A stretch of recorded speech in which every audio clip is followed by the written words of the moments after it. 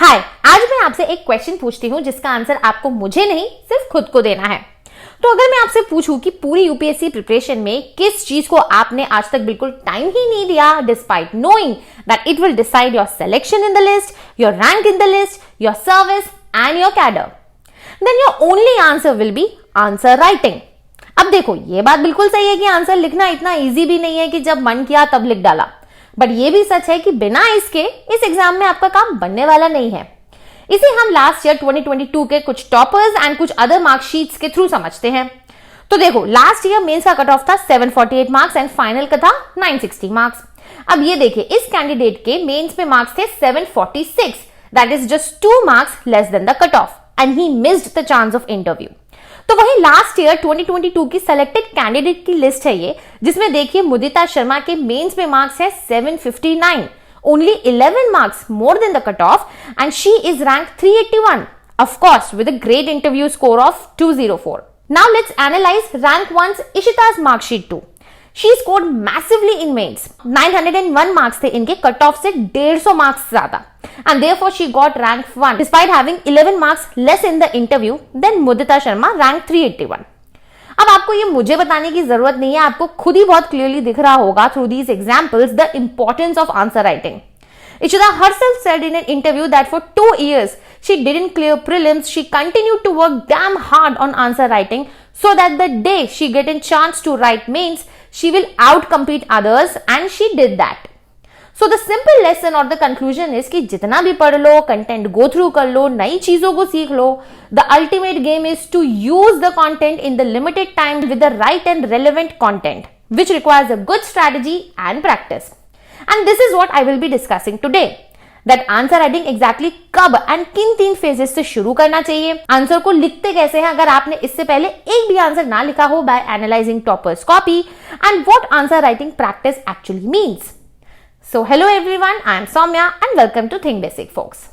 Okay, so now सबसे बड़ी problem regarding answer writing is when should you start. क्या आपको बिल्कुल तुरंत आज से ही स्टार्ट कर देना चाहिए? No, you don't have to start it blindly, क्योंकि इससे ना आप सिर्फ खुद का एक फॉल्स जजमेंट बनाओगे, लाइक मेरे आंसर्स तो बहुत बेकार हैं, मुझे टेस्ट सीरीज ज्वाइन कर लेनी चाहिए, या टॉपर्स के आंसर्स को रट लेना चाहिए for improvement. Also there will be some aspirants thinking कि पूरा सिलेबस पढ़ने के बाद स्टार्ट करेंगे हम आंसर राइटिंग।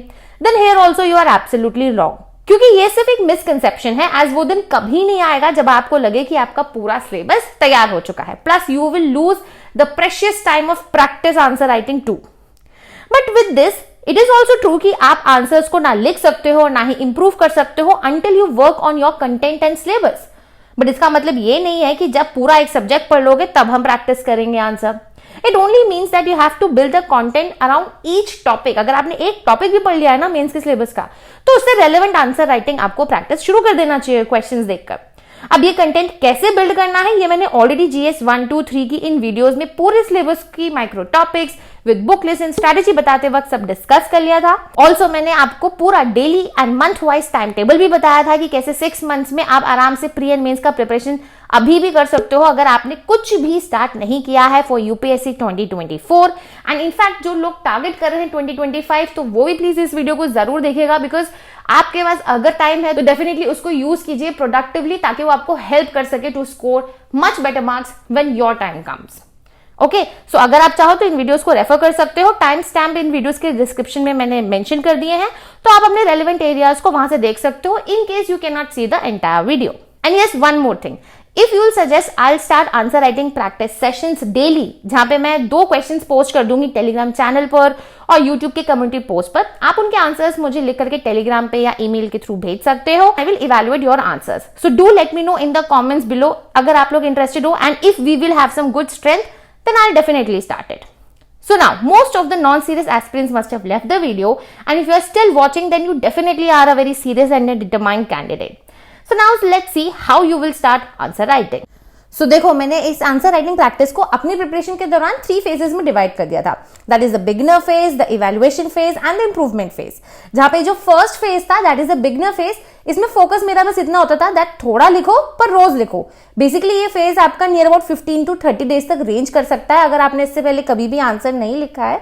ठीक है। तो ये सिर्फ उन लोगों के लिए कि अगर आपने आंसर नहीं लिखा है तो आप 15 से 30 दिन दीजिए। इसमें आपको क्या करना है, डेली 2 क्वेश्चंस आपको लिखने हैं। कैसे लिखने हैं, आप बेसिकली एक टॉपिक सेलेक्ट कर लो, जैसे कि आपने अगर क्लाइमेटोलॉजी पढ़ा है ज्योग्राफी में, आपने उसके रिलेटेड पूरा कंटेंट डेवलप कर लिया है, पढ़ लिया है, समझ लिया है, देन उससे रिलेटेड सारे प्रीवियस ईयर क्वेश्चंस जो भी 2013 ऑनवर्ड्स हैं उन्हें लिखो, प्रैक्टिस करो by understanding the demand of the question. अब ये जो डिमांड ऑफ द क्वेश्चन है ये ऑलरेडी मैं बता चुकी हूं इस वीडियो में, इसको देख सकते हो फॉर योर रेफरेंस, ठीक है। जब आपने प्रीवियस ईयर क्वेश्चंस निकालिए देन आप उसमें आंसर लिखिए। अब ये आंसर आप without time limit and without word limit लिखेंगे, ठीक है, because the aim of this phase is what, first that you have to initiate the answer writing practice, and second you don't have to write what you know but you have to write what is being asked by the examiner. इसलिए ये मैंने यहाँ पे लिखा है that you have to understand the demand. अब जैसे कि आपको मैं अपना ही एक आंसर दिखाती हूँ, सी दिस क्वेश्चन। बेसिकली यहाँ पे ऑटोमोबाइल इंडस्ट्री के लोकेशन फैक्टर्स के ऊपर एक क्वेश्चन था और फेम 2 स्कीम के बारे में इसमें डिस्क्राइब करना था मुझे। अब मैंने इस आंसर को पूरा लिखा, आप देखो इसमें ना कोई वर्ड लिमिट है, भले ही मैंने इसको प्रेजेंट थोड़ा बहुत ठीक से कर दिया है बट लेकिन इसमें कोई वर्ड लिमिट मैंने नहीं सोची। That's why at the end मुझे कमेंट क्या मिला, that this is a note and not an answer. तो कोई बात नहीं है, आपको डेफिनेटली स्टार्ट करना है, एक स्टार्टिंग जरूर होनी चाहिए। देन जब आप ये नियर अबाउट 15 to 30 डेज अपने अकॉर्डिंग प्रैक्टिस कर लोगे तो आप सोचो कि आप अगर 30 दिन तक कर रहे हो तो आप अगर डेली 2 क्वेश्चन लिख रहे हो, 60 questions you have written in last 30 days, आपका कॉन्फिडेंस अपने आप ही अलग लेवल पे होगा। Then comes the second phase, that is the evaluation phase. यहाँ पे आपका फोकस क्या होगा, that you have to be a self evaluator. ये फेज आपका नियर अबाउट 1.5 महीने से 2 महीने तक डेफिनेटली चलेगा और इसमें एक दिन में मैं क्या करती थी, 3 क्वेश्चन प्रैक्टिस करती थी। 4, 5, 6 क्वेश्चंस मेरे बस की नहीं थी, to be very frank and very honest, because उतना लेवल ऑफ कंटेंट मेरा डेवलप नहीं हो पाया था, तो मैं 3 क्वेश्चंस लेकर के चलती थी। आप भी इतना सोच सकते हो। So you must practise minimum 3 questions each day in this phase, और if you want you can increase it according to your level. इस फेज में करना क्या है, आप सिमिलरली जैसे फेज 1 में अपना कंटेंट बना रहे थे, आप इसमें भी अपना पढ़ते जा रहे हो, कंटेंट बनाते जा रहे हो, you are reading according to the syllabus.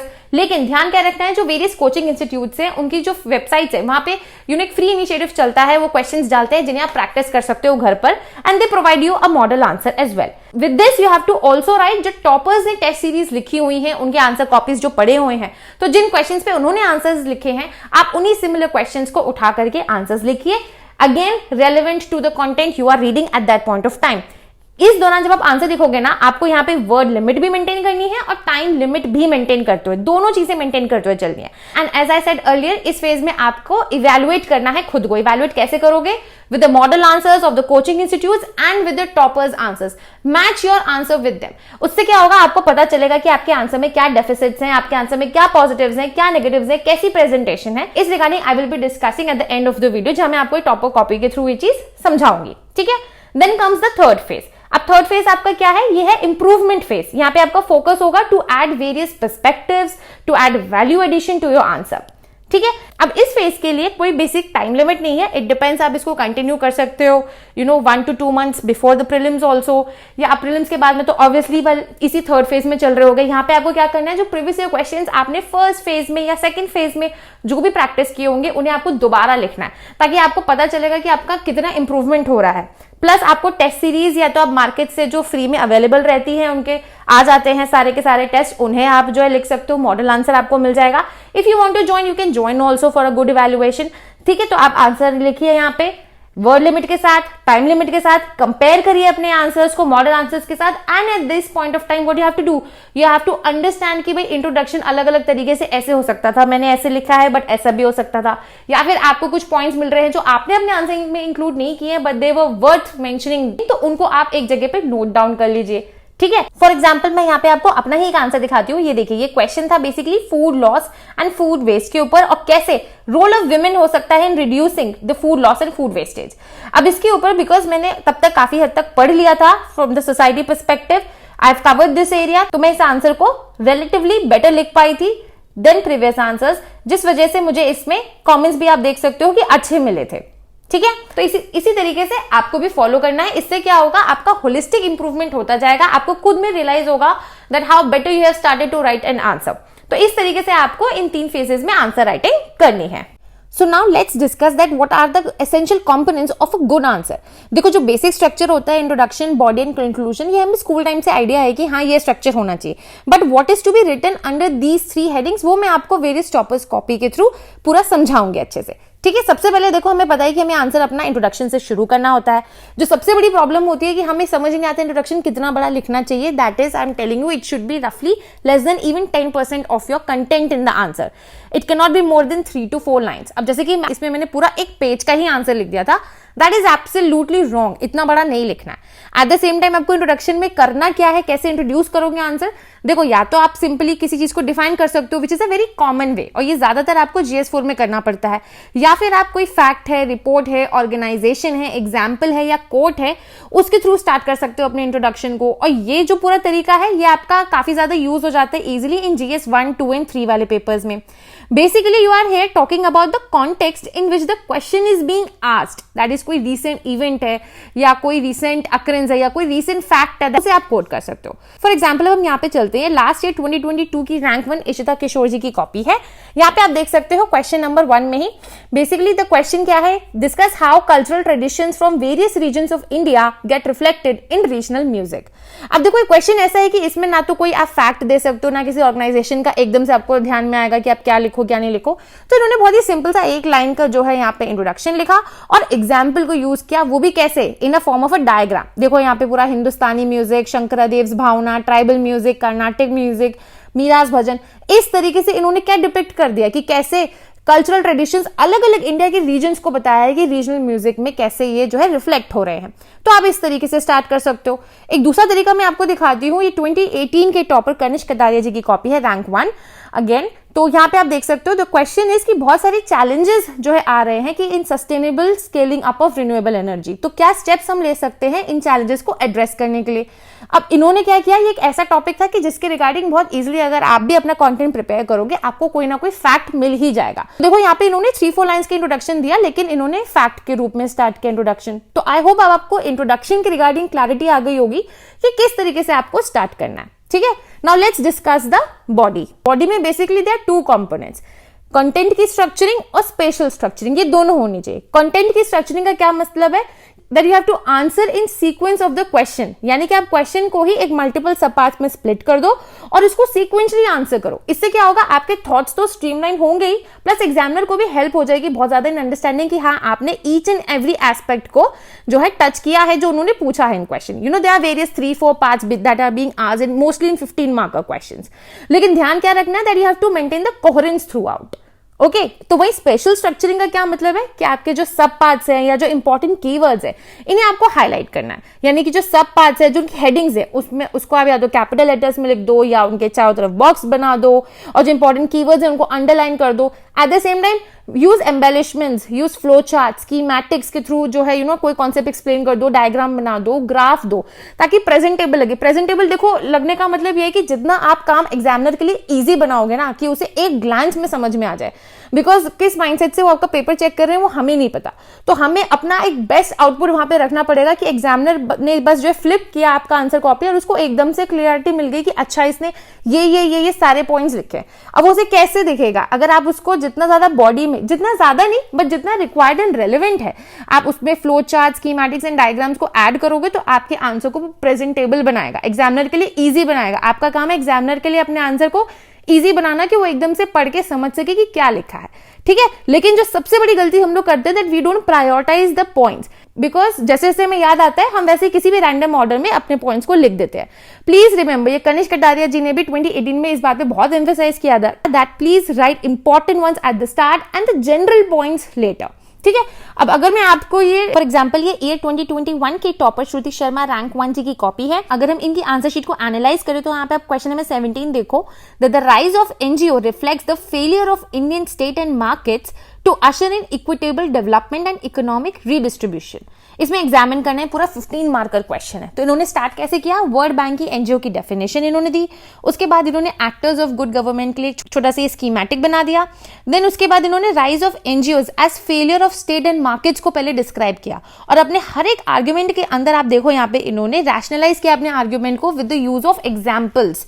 ठीक है, इन्होंने जो है कोट किया जैसे dependence of people on NGO seems to have increase, तो इसका रोल उन्होंने पैंडेमिक के थ्रू जो है यहाँ पे एग्जांपल्स के थ्रू बता दिया, वेरियस एनजीओ के नाम दे दिए, ग्रेटर एसेसिबिलिटी एंड विजिबिलिटी का एग्जांपल इन्होंने देखो यहाँ पे दे दिया। सिमिलरली हर एक आर्ग्यूमेंट के लिए इन्होंने रैशनलाइज किया। तो ये भी आपको ध्यान रखना है कि बॉडी में जो भी आप अपना लिख रहे हो आर्ग्यूमेंट, जो भी आप बताना चाह रहे हो, आपको उसे रैशनलाइज करना है। वो आप कैसे करोगे? Through examples, illustrations and case studies. वो इन्होंने देखो हर पॉइंट में यहाँ पर किया है। उसके बाद इन्होंने क्या किया है, सेकेंड एस्पेक्ट की जो डिस्कस किया है यहाँ पे regarding by highlighting the failure of NGOs। जैसे कि आप देख सकते हो यहाँ पे इन्होंने बहुत ही सिंपल पॉइंटर्स में जो है यहाँ पे बता दिया, and then she concluded her answer. तो बेसिकली आपको बॉडी में जो भी आप लिख रहे हो वो आपका किस सीक्वेंस में चल रहा है और आप अपने आर्ग्यूमेंट को कितना रैशनलाइज कर रहे हो, ये बहुत ज्यादा इंपॉर्टेंट है। एंड देन लास्टली हमें पता है कि एक कंक्लूजन हमें देना है। कंक्लूजन आपका हमेशा ध्यान रखिए ऑप्टिमिस्टिक, एक्शन ओरिएंटेड और फॉरवर्ड लुकिंग होना चाहिए। ठीक है, तो आई होप अब आपको क्लैरिटी आ गई होगी कि इंट्रोडक्शन, बॉडी एंड कंक्लूजन में एग्जैक्टली लिखना कैसे है। अब आपको मैंने दिखा भी दिया है वेरियस टॉपर्स कॉपी के थ्रू कि आप किस किस तरीके से लिख सकते हो, कैसे उन्होंने रिप्रेजेंट किया है। ठीक, अब ये कुछ इंपॉर्टेंट पॉइंट्स हैं जो अभी हमेशा आपको ध्यान रखने हैं, जो मैं आपको ऑलरेडी जस्ट अभी बताया that you have to use the data smartly. आपको अपने आर्गुमेंट के लिए रैशनैलिटी प्रोवाइड करना है, आपको स्कीमैटिक्स का यूज करना है। Then prepare the sheet of stats, reports, committees, diagrams, case studies, and then know about the changing marking pattern and the word limit by UPSC। because ये मैंने आपकी इन वीडियोस में जब मैंने GS 1, 2, 3 में डिस्कस किया था माइक्रो टॉपिक्स, वहां पे मैंने ये चीज एड्रेस कर दी थी, तो इसको मैं यहाँ पे नहीं कर रही हूँ। And yes, you have to manage the time, you have to maintain the content also, and there has to be balance between the content and speed. अब इसके रिगार्डिंग एक छोटा सा टेबल है, ये मैं आपको यहाँ पे समझा देती हूँ। देखो आपके पास 3 घंटे का पेपर होता है, तो आप उसको 30 मिनट्स के स्लॉट्स में बांट लो। ठीक है, तो आप फर्स्ट आवर में यानी 2 30 मिनट्स के स्लॉट में आपका टारगेट होना चाहिए 80 मार्क्स का। तो पहले 30 मिनट में 40 मार्क्स को आपको टारगेट करना है। इसमें आप क्या कर सकते हो, या तो 10 मार्कर वाले 4 क्वेश्चन लिख सकते हो, या 15 मार्कर वाले 2 क्वेश्चन लिख सकते हो विद 1 10 मार्कर। ठीक है, तो आप यहाँ पे ये कर सकते हो फर्स्ट 30 मिनट्स में। सेकंड 30 मिनट्स में भी आप यही सेम चीज करोगे, तो आपके टोटल यहाँ पे तो अगर आप 10 मार्कर वाले से ही बिल्कुल सिक्वेंशली पेपर शुरू करोगे तो 8 क्वेश्चंस लिख लोगे। नहीं तो अगर आप थोड़ा सा स्मार्टली वर्क करोगे, जो मुझे लगता है करना चाहिए, तो आप 15 मार्कर वाले क्वेश्चंस को पहले टारगेट करो। आपने 4 क्वेश्चंस 15 मार्कर के लिख लिए और 2 क्वेश्चंस आपने 10 मार्कर के लिख लिए। 80 मार्क्स का आपका काम जो है सॉर्ट हो गया। अब सेकंड फेज ये बहुत ज्यादा एफिशिएंट फेज होता है, इसलिए यहाँ पे आपको 90 मार्क्स टारगेट करना चाहिए। बेसिकली ये जो पूरा मैं आपको एक टाइम मैनेजमेंट बता रही हूँ, ये मैं खुद इंस्पायर हुई थी बाय रैंक 1 इन 2017। अनुदीप शेट्टी सर ने ये जो एक्सप्लेन किया था और इसने मुझे बहुत ज्यादा हेल्प किया था, तो वही सेम चीज मैं आपके साथ यहाँ पे शेयर कर रही हूँ। तो इन सेकेंड आवर भी आपके 2 स्लॉट्स होंगे 30 मिनट्स के, तो एक स्लॉट में आपको 45 मार्क्स को टारगेट करना है, यानी कि आपको टोटल हर 30 मिनट्स में सेकेंड आवर में आपको 3 क्वेश्चंस 15 मार्कर के टारगेट करने हैं। इससे आपके 6 क्वेश्चंस 15 मार्कर वाले पूरे हो जाएंगे सेकेंड आवर में, यानी आपका टोटल 90 मार्क्स का हो जाएगा। फिर जो लास्ट आवर बचा था थर्ड आवर, इसमें आप सिमिलरली जो आपने फर्स्ट आवर में किया था ना, वही सेम चीज आपको यहाँ पे दोबारा रिपीट करनी है। टोटल 80 मार्क्स को टारगेट करना है और इस तरीके से आपका पूरा 250 मार्क्स का पेपर आराम से हो जाएगा। तो आई होप इस वीडियो से आंसर राइटिंग के सारे एस्पेक्ट्स मैंने टच कर दिए हैं और आपको अच्छे से हर चीज समझ आ गई होगी। अगर आपको ये वीडियो अच्छी लगी तो प्लीज इस वीडियो को लाइक जरूर कीजिएगा, शेयर कीजिएगा एंड सब्सक्राइब करना बिल्कुल मत भूलिएगा। बहुत जल्द मिलेंगे हम नेक्स्ट वीडियो में, तब तक के लिए take care and bye bye.